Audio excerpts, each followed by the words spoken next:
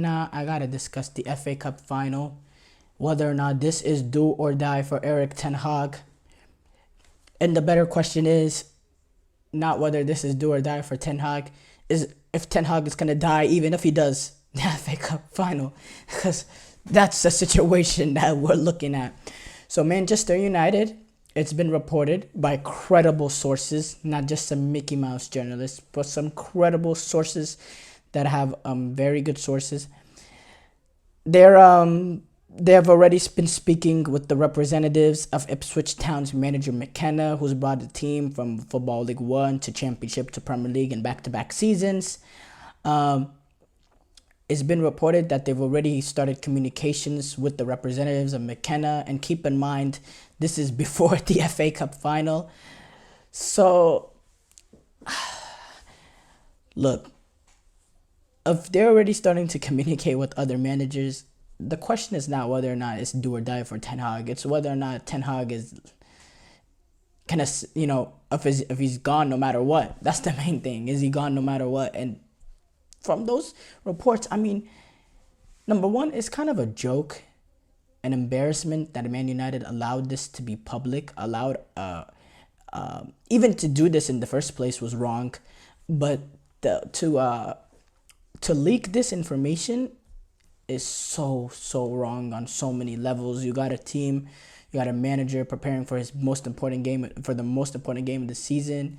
You got a team preparing for their most important game, a game to have some sort of salvage anything of this season, this horrible season, this nightmarish season. And then you come out with, and then this is really I feel bad for Eric Ten Hag. Eric Ten Hag has been a manager. This is his first big club that he has managed. When I say big club, obviously Ajax is a big club in the Netherlands, but we're talking a relatively big club in world football. Ajax doesn't have that Man United type of pool. Man United is one of the biggest teams in the world. You could argue probably the third biggest club in the world.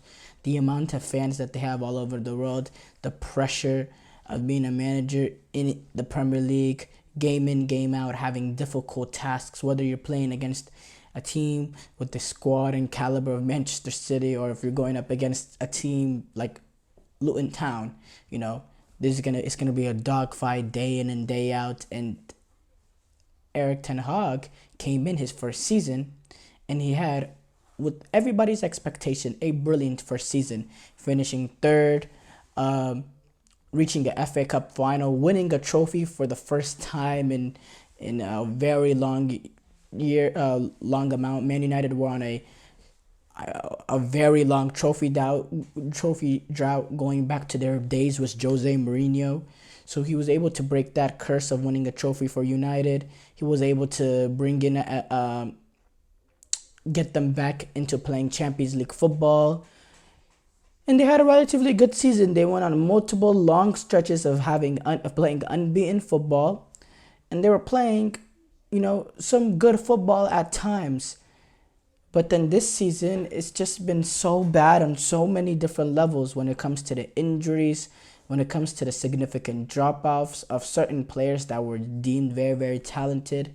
You bring in Ten Hag last year, he brings in guys like a Casemiro and the Eriksen to give an immediate impact to this team. And then a year later on, he's having to not replace them, but provide cover for them by bringing in Amrabat and Mason Mount, who have both been,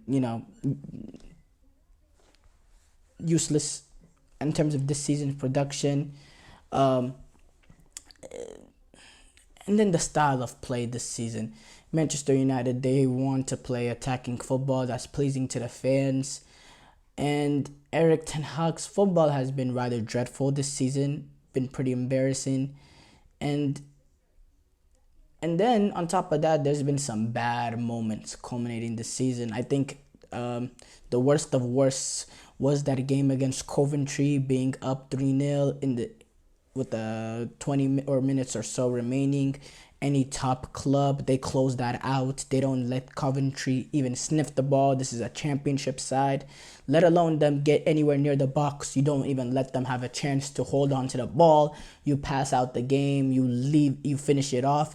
But instead, Man United got put on their back foot, and they were literally this much, not even an inch away from being eliminated based on an offside goal from VAR. It was literally this kind of margins. That's the only thing that stopped Man United from getting eliminated from Coventry.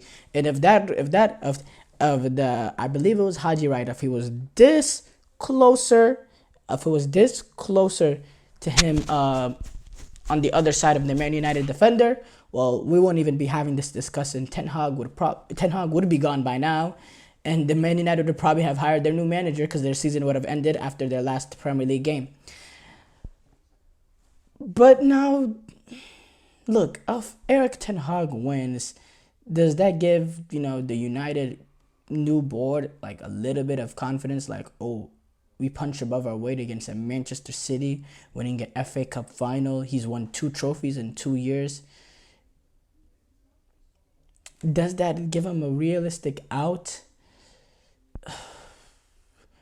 Not if they're talking to other managers as we speak right now. I mean, at the end of the day, not if they're already talking to McKenna and his representatives and all that. If that's the case, just forget about it. Forget about it, because clearly in their mind, they've decided. Now, what's the point in discussing with another manager if you've already, if you don't know whether or not what you're going to do? What's the point in discussing with another manager if you don't know yet? It's clear this United board, they know what they're trying to do. They're trying to move on from Eric Ten Hag. And again, I've said it is pretty embarrassing the way that they've behaved and operated. But at the end of the day, United has been a club in turmoil for years on top.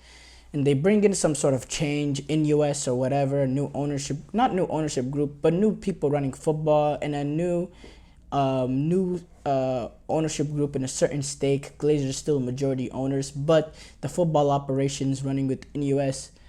But this is same bullcrap that the Glazers would have done the past couple of years. So it's making me think maybe the Glazers still have some sort of,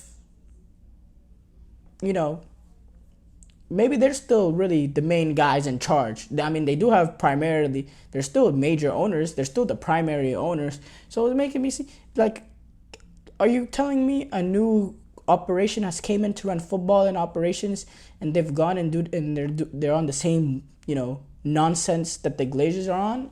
If that's the case, then that's also hugely disheartening for Manchester United, because I mean, that's just horrible luck. that's just horrible luck.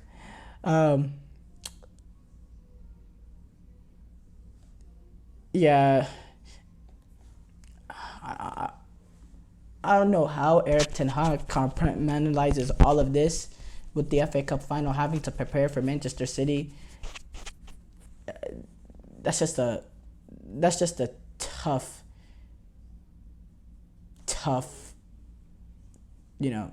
thing to deal with.